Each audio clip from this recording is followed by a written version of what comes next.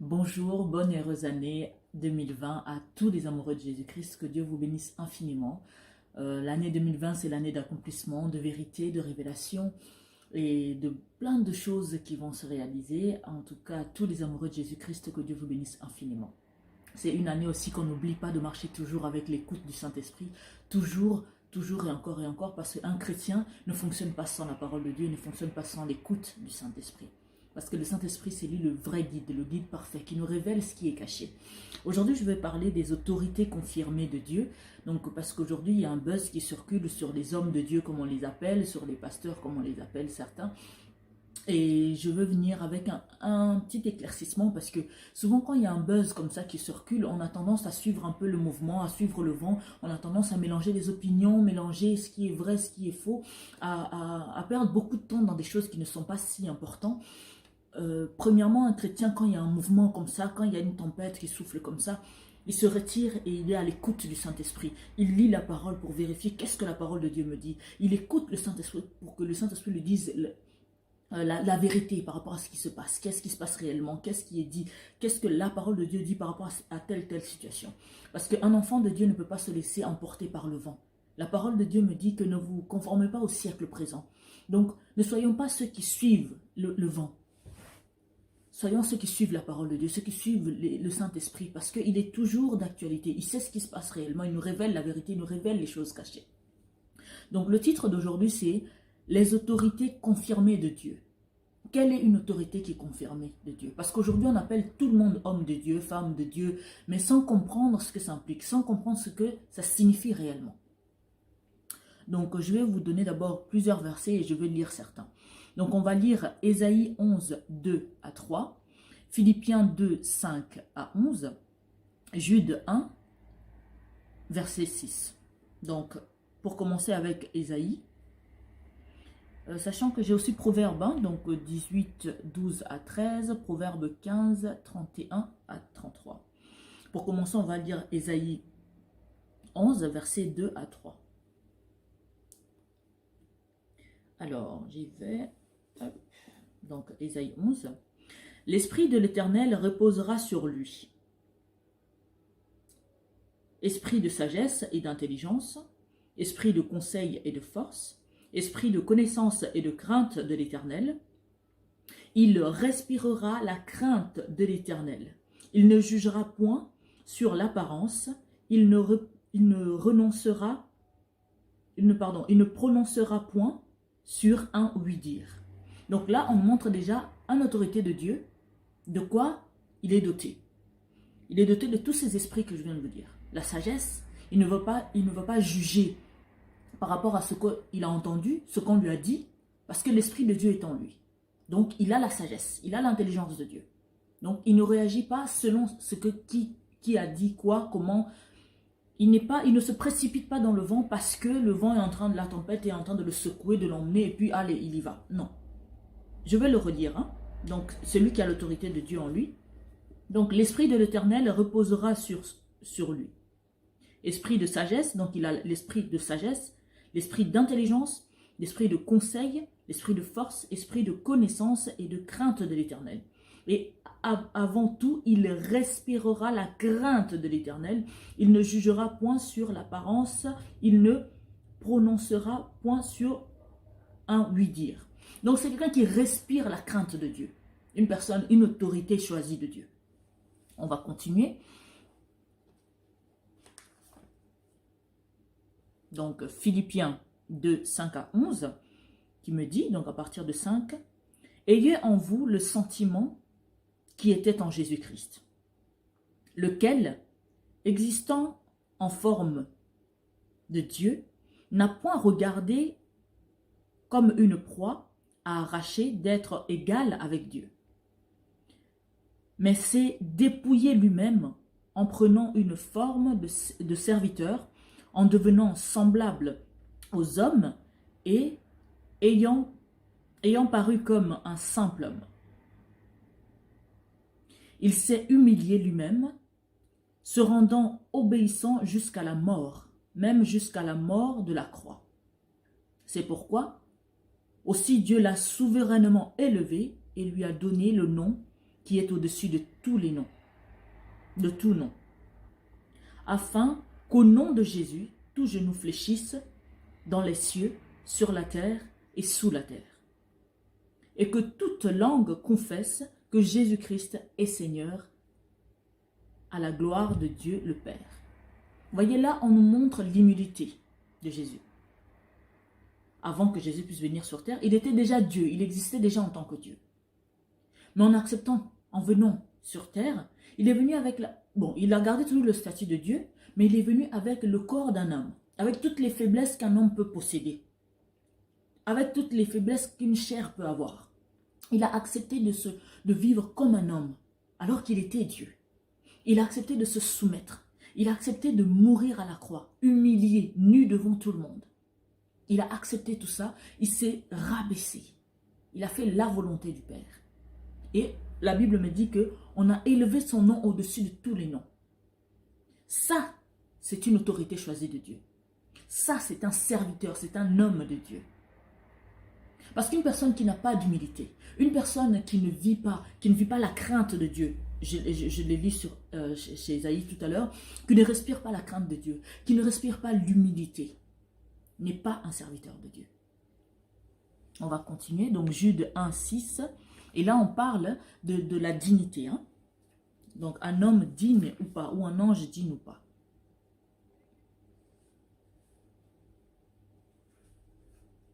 Donc là on est sur Jude.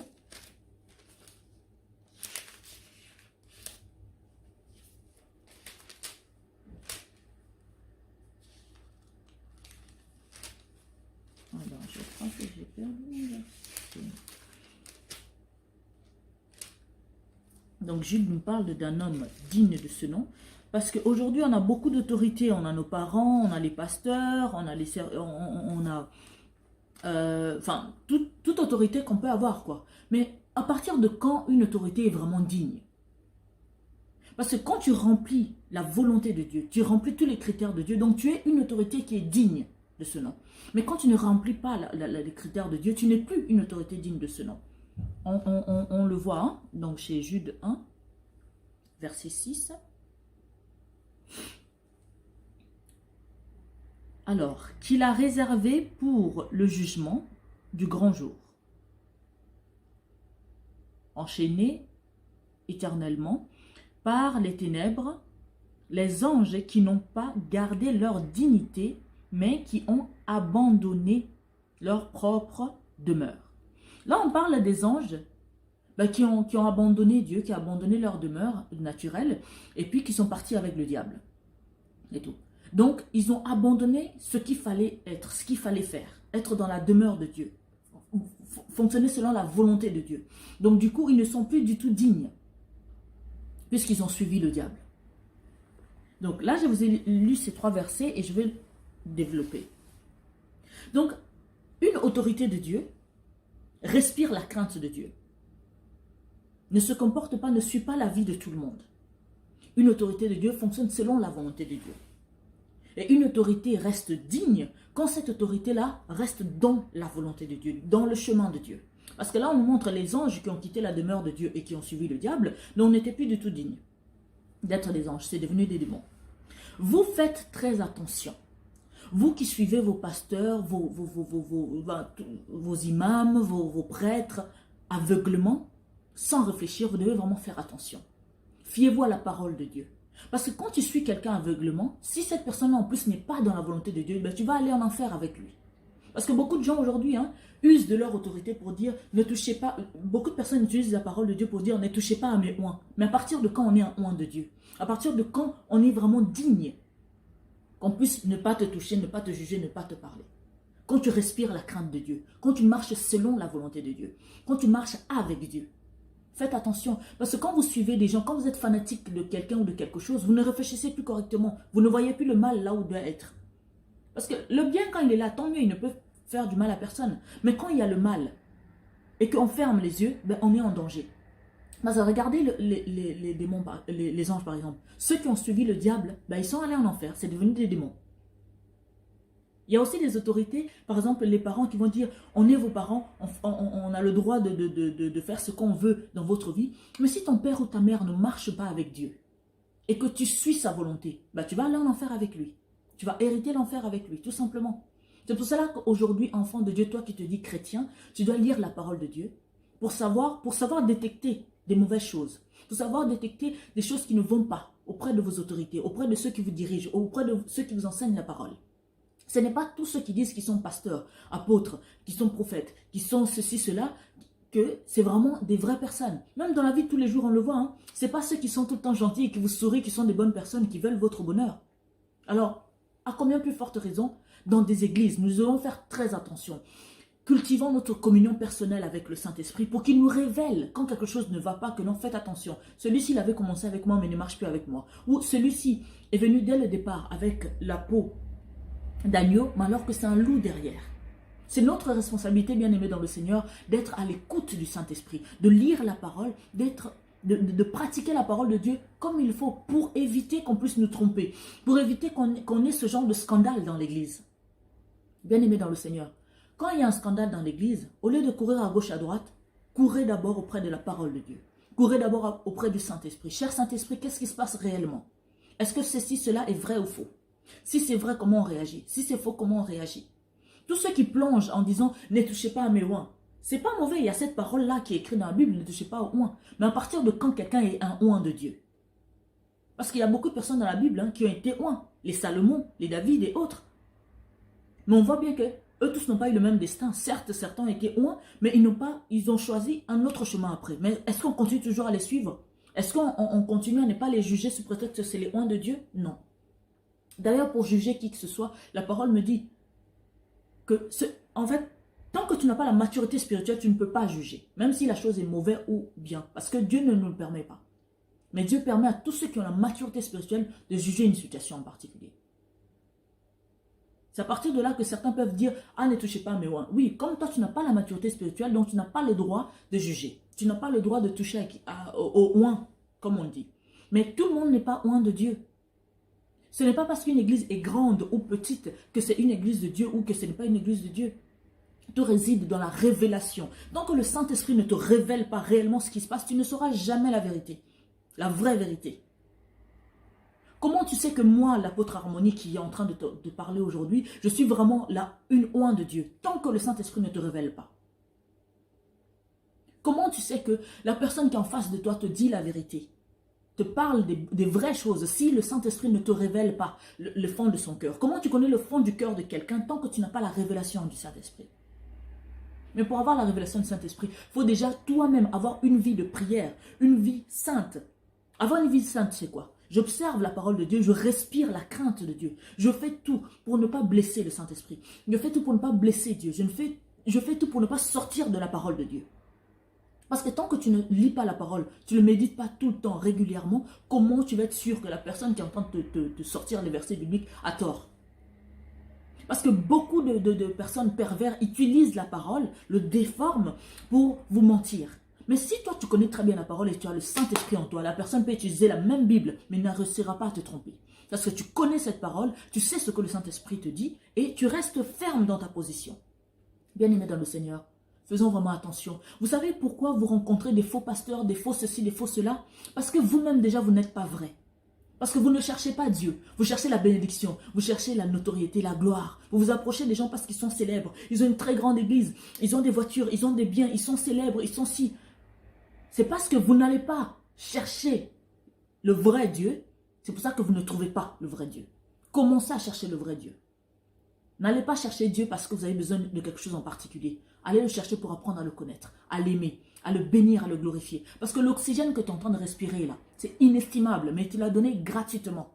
Mais qu'est-ce que tu fais en retour? Est-ce que tu prends même la peine d'apprendre à le connaître? Est-ce que tu prends la peine d'apprendre à l'aimer? Est-ce que tu prends la peine de marcher selon sa volonté? Beaucoup disent, ah, on est chrétiens, nous tous aussi on prie. Mais quand tu regardes leur vie, c'est pas ça. Tu peux pécher, ça peut arriver. Mais si tu répètes tout le temps les mêmes péchés, les mêmes choses, alors dans ce cas-là, non. Tu n'es pas chrétien, tu n'as pas la crainte de Dieu, tu fais ce que tu veux comme tu veux. Parce qu'un enfant de Dieu, quand il tombe quelque part, il est tellement mal, il fait tout pour ne plus jamais répéter ces choses-là. Et il reste ferme dans sa démarche. Est-ce que toi, tu fais la volonté de Dieu? Est-ce que tu cherches vraiment Dieu ou tu cherches la paix, tu cherches quelque chose comme ça? Non, la parole me dit, hein, fais de l'Éternel tes délices. Mais beaucoup de personnes ont retenu seulement, il te donnera ce que ton cœur désire. Non, fais d'abord de Dieu ta vie, ta priorité, ta joie, ta paix. Tout le reste vient avec.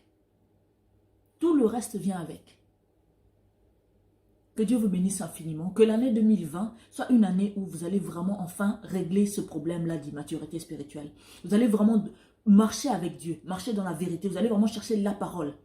Pas chercher la gloire, pas chercher l'argent, pas chercher ci, pas chercher ça. Parce que quand tu t'approches de Dieu, tout le reste est résolu. Le problème aujourd'hui, vous rencontrez des mauvais prêtres. Enfin, des prêtres abusent des enfants, des pasteurs abusent abusent de tout et de n'importe quoi. Oh, les serviteurs de Dieu, les chantres de Dieu ont des comportements bizarres parce que vous n'allez pas vers eux en étant déjà vous-même blindé spirituellement avec sa parole, blindé avec le Saint-Esprit. C'est pour ça que quand vous arrivez face à ces personnes-là, ils vous trompent, ils vous manipulent. C'est normal. Parce que vous-même, vous n'êtes pas solide dans le Seigneur. Mais quand tu seras solide dans le Seigneur, personne ne te manipulera. Personne ne va abuser de toi. Personne ne va te mentir. Personne ne va abuser de sa puissance, de son pouvoir sur toi. Parce que tu as la parole de Dieu, tu as le Saint-Esprit en toi, tu as la sagesse de Dieu en toi. Tu respires la crainte de Dieu. Aujourd'hui, on est tout le temps en train de dire homme de Dieu, homme de Dieu, homme de Dieu. Mais cet homme de Dieu-là ne respire pas la crainte de Dieu. Mais est-ce que c'est Dieu qui t'a dit que c'est un homme de Dieu? Parce que tant que le Saint-Esprit ne te confirme pas que c'est un homme de Dieu, donc c'est une personne qui n'est pas, Dieu ne le connaît pas. Au temps de la fin, beaucoup diront, Seigneur, on a guéri les malades, on a fait ceci, cela en ton nom. Mais Dieu leur répondra que je ne vous connais pas. Mais pourquoi? Parce que ce n'est pas parce que quelqu'un se présente en disant, je suis pasteur, je suis ci, que ça veut dire que c'est un vrai homme de Dieu. Non. Quand quelqu'un se présente devant toi, peu importe l'identité qu'il te donne, toi, demande au Saint-Esprit, Père, est-ce que tu me confirmes ce que cette personne me dit? Qui est réellement la personne qui est en face de moi? Et vous allez voir, vous n'allez plus avoir tous les problèmes qu'on a aujourd'hui. Il y a tellement de scandales dans les églises aujourd'hui. Il y a même d'autres scandales qu'on n'est pas encore au courant. Vous savez, ce n'est que le début. Il va y avoir des telles choses. L'année 2020, c'est vraiment une année de 20 sur 20. Donc rien ne sera caché. Tout va être révélé. Il y aura la lumière. Parce que quand tu as l'écoute du Saint-Esprit, tu n'attends pas qu'il y ait des buzz pour être au courant de ce qui se passe. Le Saint-Esprit te révèle ce qui est caché. Mais vous qui ne voulez pas grandir spirituellement avec Dieu, vous allez être obligé seulement d'attendre quand il y aura des buzz comme ça pour découvrir ce qui se passe réellement. Que Dieu vous bénisse. La parole de Dieu et le Saint-Esprit, c'est la seule chose la plus importante. Le reste n'a pas d'importance. Cultivez votre communion personnelle avec le Seigneur. Vous allez voir que votre monde va changer. Que plus personne ne va s'amuser à vous manipuler. Que Dieu vous bénisse infiniment. Je suis l'apôtre Harmonie. Pour ceux qui ne nous connaissent pas, donc ça fait déjà plus de 5 ans qu'on partage des enseignements, qu'on partage des réflexions, qu'on partage plein de choses. Et on a souvent insisté, et j'insiste toujours, sur l'écoute du Saint-Esprit. Parce que quand tu es à l'écoute du Saint-Esprit, rien ne peut te tromper. On prend le temps de prier, de louer le Seigneur, de lire la Bible. Et prenons le temps d'écouter le Saint-Esprit. Seigneur, qu'est-ce que tu me dis? Révèle-moi ce qui est caché. Que Dieu vous bénisse infiniment. C'était l'apôtre Harmonie. À très bientôt et très bonne année 2020. Que ce soit une année de réflexion, prenez de bonnes décisions, marchez selon la volonté de Dieu. Faites vraiment tout pour plaire à Dieu et pas aux hommes. Soyez à l'écoute du Saint-Esprit, n'écoutez pas le vent, le mouvement qui vient secouer tout le monde. Écoutez le Saint-Esprit, écoutez la parole et faites attention aux prédateurs. Ce monde est rempli de plein de mauvaises choses, mais il y a aussi plein de merveilleuses choses autour de nous que Dieu a créées. Profitons de la vie, mais d'une bonne manière, soyons à l'écoute du Saint-Esprit. Soyez bénis infiniment. Soyons sérieux avec notre Dieu. Et on va voir, il n'y aura que des choses sérieuses qui se passeront aussi dans nos vies. À très bientôt. Je vous aime énormément. Dieu vous bénisse. Ciao.